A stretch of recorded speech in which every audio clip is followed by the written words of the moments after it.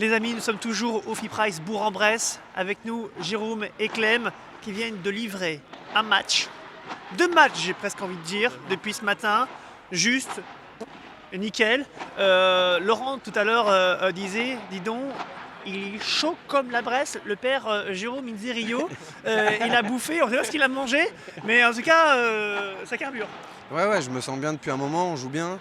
Et puis très heureux de retrouver Clem sur le terrain. On a fait 2 matchs très solides, des entames de matchs un peu compliqués. Mais après, on a su bien se ressaisir à chaque fois, trouver des solutions assez intéressantes. Et puis on s'en sort bien sur les 2 matchs. Et puis voilà. Alors, vous en sortez bien, certes, mais on voit qu'au moment de conclure, tu le disais d'ailleurs sur la piste, ah non, pas encore ça. On sent que ça travaille, on a l'impression que vous avez peur que cette victoire qui vous tend les mains s'échappe. Non, je crois qu'on joue à fond. Ouais, parfois ça se met mieux que d'autres fois, mais après si on regarde le premier match, on a sauvé 2 balles de match du coup à 6-5 au 3e. Donc là, c'était plutôt dans notre sens, même si on a raté 2 balles de match avant. Donc voilà, ça peut aller dans les 2 sens. Je crois qu'on fait de notre mieux et puis parfois oui, on rate des occasions, on se le dit, mais c'est ça qui est cool avec Inze, c'est qu'il est très compétiteur et on passe vite à autre chose. Et puis voilà, on continue et le match continue et là on a fini par gagner 2 fois.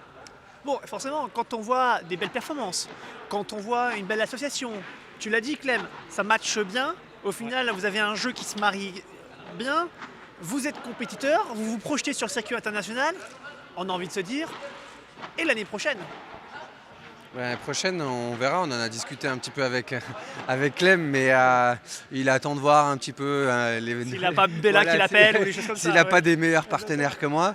Et puis après, on verra, on ne sait pas ce qui peut se passer. Et puis c'est vrai qu'on s'entend bien.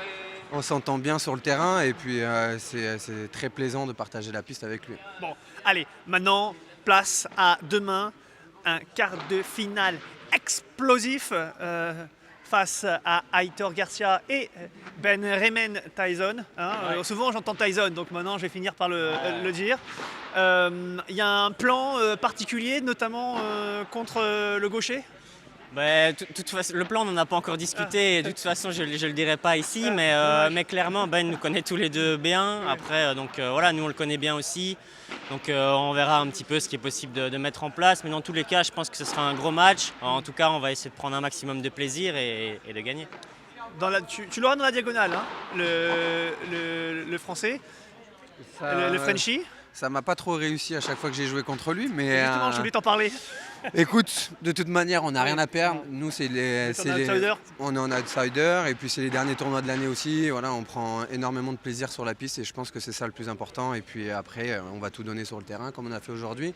Et puis si on peut gagner, tant mieux. Bon, ce sera donc le central demain, peut-être. Ce sera à 19h30, d'après ce qu'on me dit à l'oreillette. Mais nous verrons ça lors de la prog avec le juge arbitre et toute l'équipe. Je vous dis bonne chance pour demain. Merci à bientôt. Merci.